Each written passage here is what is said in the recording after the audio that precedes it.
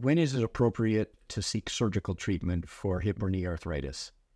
So I'm going to touch on 5 items that will help us make that decision. The first is, number one, you need to have imaging that shows that you have a problem for which hip or knee replacement would be appropriate. There's lots of sources of hip or knee pain that hip or knee replacement would not fix, such as bursitis or tendonitis. So we want to make sure that you have a problem that is going to be solved with joint replacement. So that's the first hurdle. The next step is, have you tried the simple things that might make your pain better and either negate or delay the need for surgery? Those things would be things like Tylenol or non-steroidal anti-inflammatory medications, low-impact exercises or physical therapy. Sometimes injections can be appropriate. If you've tried those kinds of things and your joint is still giving you more problems than you're willing to tolerate, then the next assessment is, how is this impacting your quality of life?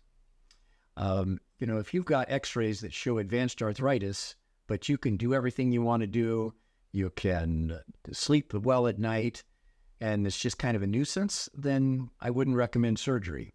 But if you're giving up things that you enjoy doing or that are important to you, or you're having a harder time with your activities of daily living, like cleaning the house or getting in and out of the truck, and it's impacting your ability to sleep at night, then joint replacement would be appropriate. The fourth thing to think about would be, have you optimized your health?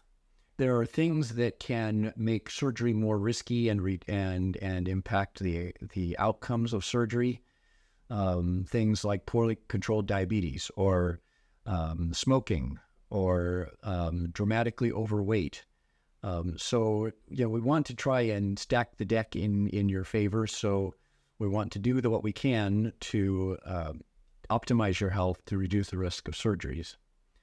The last thing is, are you willing to put in the effort to rehabilitate from these kinds of surgeries? These are not surgeries that you just sit around or lie around and wait for the healing to take place. That requires a fair amount of exercises. And so those 5 things are the primary determinants to moving forward with surgery. Again, number 1, imaging that shows appropriateness for surgery.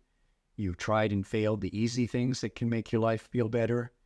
This is really negatively impacting your quality of life. You've done what you can to reduce the risks of surgery, and you're willing to put in the effort to rehabilitate from the surgery, then surgery is appropriate and it will be life-changing. So if that sounds like something that you would like to pursue, you can have your primary care physician refer to our office, and we'd be happy to help you out. Thank you.